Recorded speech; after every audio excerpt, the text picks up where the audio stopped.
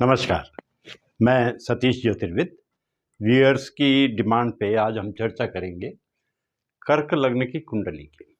चर्चा से पहले मैं ये बताना चाहूँगा कि देखिए, ग्रह प्रसन्न होते हैं तो जातक प्रसन्न होता है, ग्रह पीड़ित होते हैं तो जातक पीड़ित होता है। ग्रह पीड़ित कब होते हैं? 3 वजह होती है उनके पीड़ित होने की। एक तो ग्रह अगर शत्रु के घर में हो तो पीड़ित होता है, शत्रु की नज़र उस पे हो तो पीड़ित होता है, शत्रु के नक्षत्र में हो तो पीड़ित होता है। इसके ठीक उल्टे यदि ग्रह मित्र के घर में हो तो प्रसन्न होता है, मित्र की नज़र में हो तो प्रसन्न होता है, मित्र के नक्षत्र में हो या अपने ही नक्षत्र में हो तो प्रसन्न होता है। इसको ध्यान रखिएगा, आगे जो चर्चा होगी उसमें के क्रम में।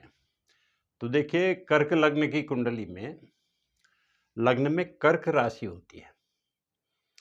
ये जो लग्न भाव है ये केंद्र भाव भी है और त्रिकोण भाव भी है। इसके दोनों गुण होने के कारण, केंद्र और त्रिकोण दोनों के गुण होने के कारण ये बहुत महत्वपूर्ण भाव हो जाता है और इसका स्वामी जो है वो लगभग राजयोग कारक हो जाता है, बशर्ते कि वो 6, 8 और 12 भाव में न बैठा हो तो वो बहुत अच्छा फल देता है। अब इसका जो स्वामी है लग्न का, लग्नेश इसमें होता है चंद्रमा।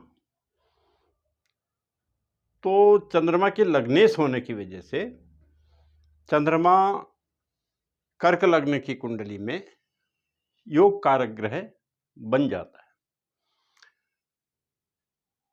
और बस इतना होना चाहिए कि वो 6, 8, 12 भाव में न बैठे, शत्रु के घर में न बैठा हो, शत्रु की उस पर नज़र न हो और उसके दाएं बाएं पाप ग्रह न हो और ये स्थान दाएं बाएं खाली भी न हो और उस पर शुभ ग्रह की दृष्टि हो। तो ऐसा चंद्रमा कर्क लग्न की कुंडली में बहुत ही महत्वपूर्ण चंद्रमा हो जाता है, ग्रह हो जाता है। और उसके बाद हम द्वितीय भाव पे आते हैं। तो द्वितीय भाव में सिंह राशि है, सिंह राशि का स्वामी होता है सूर्य। और द्वितीय सूर्य होने से, क्योंकि द्वितीय भाव मारक भाव होता है और द्वितीय भी मारक हो जाता है उस हिसाब से। लेकिन थोड़ा सा एक चर्चा ज्योतिष में ये आती है कि चंद्रमा और सूर्य मारक प्रभाव नहीं रखते हैं, लेकिन व्यवहार में मैंने देखा कि परेशानी तो होती है जब द्वितीय सूर्य हो या बेस सूर्य हो तो परेशानी खड़ी होती है। लेकिन ये परेशानी उस समय थोड़ा ठीक हो जाती है अगर ये इस तरह का सूर्य किसी योग कारक ग्रह के साथ हो तो वो दिक्कत कम हो जाती है। इसलिए कर्क लग्न की कुंडली को में हमने सूर्य को समग्रह के रूप में रखा है, न ज़्यादा खराब न ज़्यादा अच्छा। अब तृतीय भाव में कन्या राशि है, कन्या का राशि का स्वामी है बुध। तृतीय भाव क्योंकि त्रिखंड आय भाव है, ये शुभ भाव नहीं होते और इसके भाव का स्वामी भी शुभ ग्रह नहीं माना जाएगा। दूसरी बात यह है कि बुध की दूसरी राशि जो कि मिथुन राशि है व्यय भाव में है, व्यय भाव भी अच्छा भाव नहीं माना जाता। इस वजह से कर्क लग्न की कुंडली में जो बुध है वो अशुभ ग्रह माना जाता है, शुभ ग्रह नहीं माना जाता। और इसकी जो महादशा अंतर्दशा जो है वो परेशानी खड़ी करती है। चौथे स्थान में आ गया शुक्र की राशि है तुला राशि, चतुर्थेश हो गया शुक्र। और शुक्र की एक राशि जो है आय भाव में है और वही त्रिखंड आय भाव ये होने से ये शुभ नहीं माना जाएगा। और ऐसा शुक्र भी कर्क लग्न की कुंडली में शुभ नहीं माना जाएगा। शुभ इसमें शुक्र का एक दोष और हो जाता है। एक तो ये होता है कि क्योंकि केंद्र का स्वामी नैसर्गिक शुभ ग्रह हो तो अपनी शुभता को वो खो देता है। दूसरी बात यह है कि आय भाव शुभ भाव नहीं माना जाता, उसका भी ये स्वामी है, इसलिए कर्क लग्न की कुंडली में शुक्र एक अशुभ ग्रह माना जाता है। अब आते हैं हम पंचम भाव पे। पंचम भाव में वृश्चिक राशि है और पंचमेश है मंगल, और ये त्रिकोण भाव है, ये शुभ भाव है, इसलिए मंगल शुभ माना जाएगा। और इस मंगल की एक विशेषता और होगी, वो ये होगी कि इसकी एक राशि दशम भाव में है, जो कि केंद्र भाव है। और केंद्र भाव का स्वामी अगर क्रूर ग्रह होगा तो अच्छा फल देगा। और दूसरी बात यह है कि अगर केंद्र और त्रिकोण का स्वामी एक ही ग्रह होगा तो वो राजयोग कारक बन जाएगा। और वो किस तरह का राजयोग देगा, आप देखते हैं कि मंगल जो है बहादुरी का ग्रह है, ये सेनापति है। तो इस तरह का अगर योग किसी में कुंडली में बने, कर्क लग्न की कुंडली में मंगल जातक को पुलिस में भेजेगा या फौज में भेजेगा, बशर्ते कि ऐसा मंगल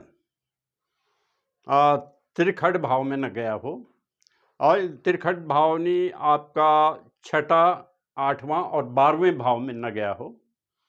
और दूसरी और चीज़ें ये हैं कि वो शत्रु की राशि में न हो, शत्रु की उस पर नज़र न हो, या वो शत्रु के नक्षत्र में न हो, तो बहुत अच्छा लाभ ऐसा मंगल दे सकता है। ऐसा मंगल ऐसी परिस्थितियों को तलाश करता है जो चुनौतीपूर्ण हो, जहाँ सामान्य आदमी बचने की कोशिश करता है पंगा लेने से, वहाँ ऐसा मंगल या ऐसा जातक पंगा लेने की कोशिश करता है और समस्या को हल करने की कोशिश करता है, उसमें आत्मविश्वास होता है। अब इसके बाद हम आते हैं खष्टम भाव में। खष्टम भाव में धन राशि है, इसके स्वामी हैं बृहस्पति, और बृहस्पति की एक राशि भाग्य भाव में है, मीन राशि। तो बृहस्पति एक तो छठे भाव का स्वामी है जो कि शुभ भाव नहीं है, और दूसरा भाग्य भाव का स्वामी है जो कि शुभ भाव है। तो बृहस्पति एक खराब स्थान का और एक अच्छे स्थान का स्वामी होने की वजह से इसको हम ना तो शुभ ग्रह मान सकते हैं और ना ही अशुभ ग्रह मान सकते हैं। इसको हम समग्रह की श्रेणी में रखेंगे। सम मतलब ना तो ज़्यादा खराब है ना ज़्यादा अच्छा है। हालांकि बृहस्पति उस भाव का ज़्यादा फल देता है जिस भाव में उसकी धनु राशि होती है। अब आते हैं हम सप्तम भाव में। तो सप्तम भाव का स्वामी है शनि, और सप्तम भाव मारक भाव है और केंद्र भाव भी है। तो इस हिसाब से तो शनि मार्केश भी हो गया, लेकिन केंद्रेश होने की वजह से थोड़ी जो उसमें शुभता थी वो मार्केश होने की वजह से वो हट गई। फिर अष्टम भाव का भी स्वामी है, तो ये दोनों स्थान अच्छे नहीं कहे जा सकते, इसलिए शनि को भी इसमें अशुभ ग्रह के रूप में माना जाएगा जो मारक प्रभाव रखता है। अब इसके बाद ये दसम भाव की चर्चा हो गई थी। दसम भाव का स्वामी भी मंगल है और पंचम भाव का भी स्वामी मंगल है, और ये त्रिकोण केंद्र का स्वामी होने की वजह से मंगल इसमें राजयोग कारक है। अब इसकी 11वें भाव की भी चर्चा हो गई है, 12वें भाव की भी चर्चा हो चुकी है। अब हम ये देखेंगे कि कर्क लग्न की कुंडली वालों को क्या करना चाहिए और क्या नहीं करना चाहिए। कर्क लग्न की कुंडली में राजयोग कारक है मंगल, और मंगल का रंग लाल होता है, इसलिए थोड़ा लाल रंग का अगर ये प्रयोग करें तो अच्छा रहेगा, सफलता मिलेगी। दूसरा, चंद्रमा भी योग कारक है, लग्नेश होने के कारण सफ़ेद रंग इसका होता है। तो अगर स्टोन पहनना है तो मूंगा धारण कर सकते हैं। मूंगा सोने में भी धारण कर सकते हैं, तांबे में भी धारण कर सकते हैं, या तांबे का कड़ा भी पहन सकते हैं। और चंद्रमा भी योग कारक है, तो चांदी का कड़ा भी पहन सकते हैं, या इन दोनों धातुओं को मिला करके भी कड़ा बनाया जा सकता है, यह आपको लाभ देगा।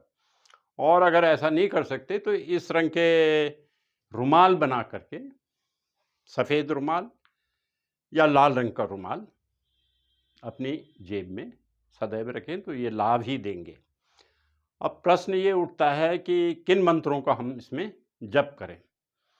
तो जहाँ तक जप की बात है, मैंने बताया था कि जो आपकी महादशा है, अंतर्दशा है, प्रत्यंतर दशा है, इनकी जप तो करना ही चाहिए। लेकिन विशेष रूप से इस कुंडली वालों को, क्योंकि पंचम भाव